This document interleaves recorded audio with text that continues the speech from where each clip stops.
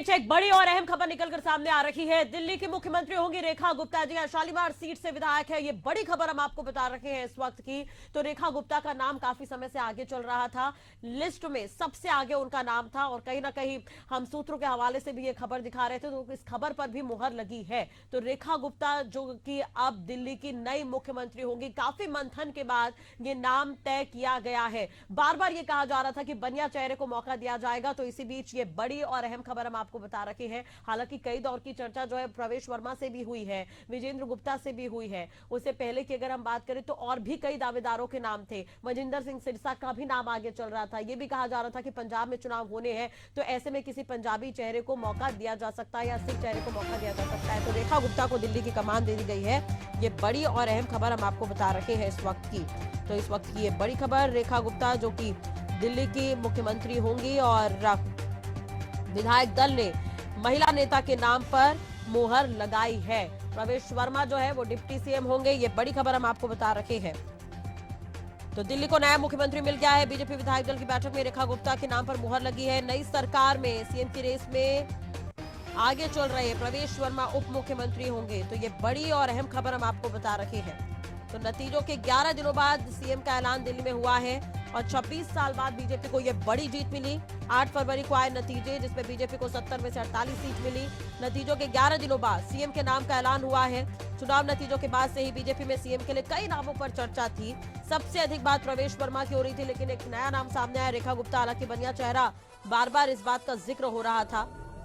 तो चौथी महिला मुख्यमंत्री होंगी रेखा गुप्ता दिल्ली की। ये बड़ी खबर अब आपको बता रहे हैं। चुनाव प्रचार के वक्त की तस्वीर आप देख सकते हैं। शालीमार बाग से विधायक है रेखा गुप्ता।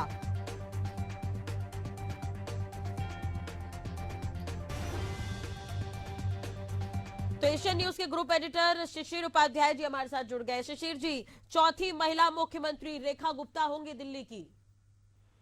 बिल्कुल राष्ट्रीय जी, ये आश्चर्यजनक है और चौंकाने वाला फैसला है।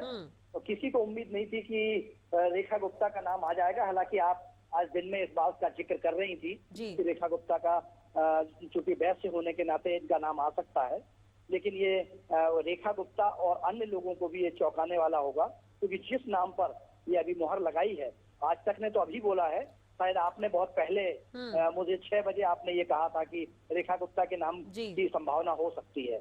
ये भारतीय जनता पार्टी ने जो निर्णय लिया है, मुझे लग रहा है कि जो बड़े दिग्गजों का द्वंद्व था, जैसे जाट और सिख, दूसरे अन्य लोगों का जो द्वंद्व था, उसको कहीं ना कहीं कम करने के लिए रेखा गुप्ता को मुख्यमंत्री बनाया और 2 उप मुख्यमंत्री बनाने की बात ऐसी चल रही थी। आपने अभी चूंकि हमारे दर्शकों को बताया कि एक मुख्यमंत्री कोई तय हुआ है और वर्मा जी का नाम उसमें आया है। तो ये साधने की कोशिश है, क्योंकि देश भर में महिला मुख्यमंत्री कोई भी नहीं था भारतीय जनता पार्टी का, और उमा भारती और सुषमा स्वराज के बाद कोई भी ऐसा नाम सामने नहीं आया था। तो दिल्ली में महिला मुख्यमंत्री बनाकर यह संदेश देने की कोशिश की है कि देश की राजधानी में हम महिला को मुख्यमंत्री के रूप में बैठाल रहे हैं, और यह कहीं ना कहीं आधी आबादी के लिए बहुत सम्मान की बात होगी। और दूसरी बात राष्ट्रीय जी जो एक और सामने आती है कि ऊपर बैठे लोगों को जो सहयोगी उपलब्ध कराने के बाद दिल्ली के डेवलपमेंट में जिस तरीके की जरूरत होती है, आम आदमी को ये लग रहा था कि युवा चेहरा आएगा, 47 साल के वर्मा जी मुख्यमंत्री बनेंगे और दिल्ली का बिल्कुल कायाकल्प कर देंगे। लेकिन अब कायाकल्प जो है भारत सरकार करेगी। दिल्ली का मुख्यमंत्री, केंद्र शासित प्रदेश का मुख्यमंत्री, जो सिर्फ केंद्र के माध्यम से जो डेवलपमेंट की योजनाएं हैं उस पर काम आगे बढ़ाएगा।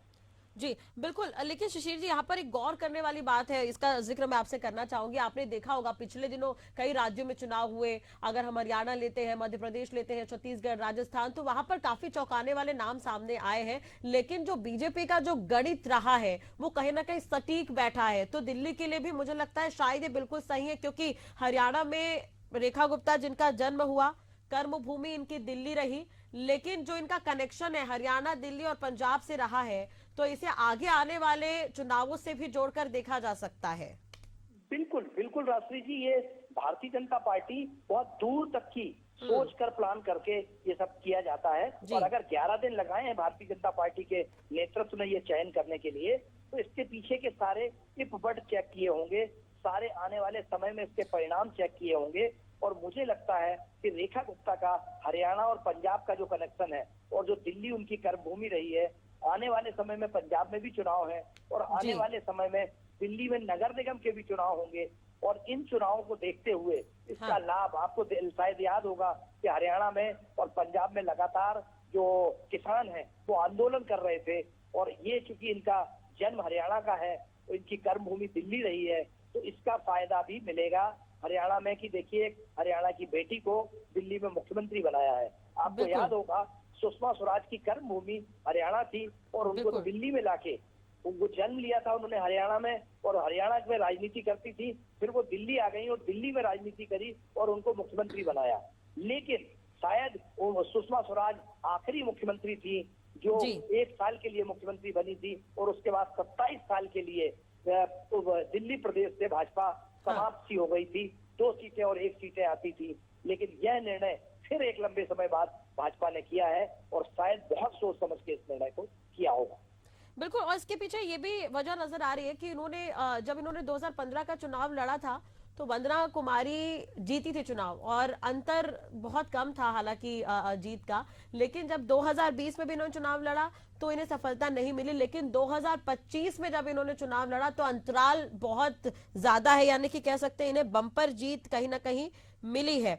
तो अब 27 साल बाद या 26 साल बाद आप कह लीजिए कि दिल्ली में बीजेपी की वापसी हुई है। इससे पहले आम आदमी पार्टी की तरफ से आतिशी को सीएम बनाया गया था, तो दिल्ली वासियों के लिए ये सौगात ही है कि एक महिला को ही कमान दी गई है। बिल्कुल, ये कहीं ना कहीं आतिशी का मुख्यमंत्री बनना और उसका भारतीय जनता पार्टी को प्रदेश में सरकार बनाना, और जिस तरीके से रेखा गुप्ता को लाया गया है, इसके पीछे देश की आधी आबादी को सम्मान है और इसका फायदा भी मिलेगा आने वाले समय में। तब एक चीज भारतीय जनता पार्टी के कार्यकर्ता और नेता, उनके मन में ये लग रहा था कि अरविंद केजरीवाल को हराने वाले या मनीष सिसोदिया को हराने वाले लोगों को ज्यादा महत्व मिलेगा। लेकिन ये संगठन है भारतीय जनता पार्टी का, भारतीय जनता पार्टी में नेता से ज्यादा कार्यकर्ता महत्व रखता है, और शायद यही वजह है कि उन्होंने इसको ध्यान नहीं रखा है कि वो किसके बेटे हैं। वो दिल्ली के प्रथम मुख्यमंत्री के बेटे थे और वर्मा जी के बेटे थे, लेकिन उन्होंने जब केजरीवाल को हराया तो उनको सम्मान पूर्वक मंत्रिमंडल में तो रखा जा सकता है, लेकिन प्रदेश की कमान नहीं दी गई है और रेखा गुप्ता को कमान दी गई है। तो ये एक आम आदमी को, हाँ एक बात आपने जरूर कही कि ये पहले जिस तरीके से भाजपा चौंकाती थी, इन 5 के नाम पहले से चल रहे थे और उन्हीं में से फैसला हुआ है।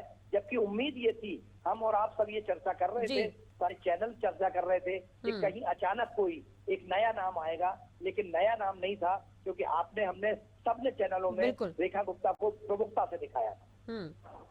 बिल्कुल शिशिर जी, इससे पहले आपने भी चर्चा की थी कि जैसे मदन लाल खुराना का आप जिक्र कर रहे थे, साहिब सिंह वर्मा और सुषमा स्वराज का आपने जिक्र किया था। 93 से 98 तक जब ये सरकार में रही बीजेपी तो इन्हें मुख्यमंत्री बदलने पड़े थे, तो उसके बाद अब ये चेहरा है। तो ऐसे में ये हम कह सकते हैं कि 5 साल तक अगर दिल्ली में बीजेपी सरकार चलेगी तो अब इन्हीं के हाथों में कमान होगी। बिल्कुल, देखिए उस समय की रात्रि जी, जब मदन लाल खुराना जी थे या सुषमा स्वराज थी या वर्मा जी थे, उस समय के मुख्यमंत्री जब चेंज करना पड़ा था, उस समय भारतीय जनता पार्टी इतनी ताकतवर, उसका नेतृत्व इतना ताकतवर नहीं हुआ करता था।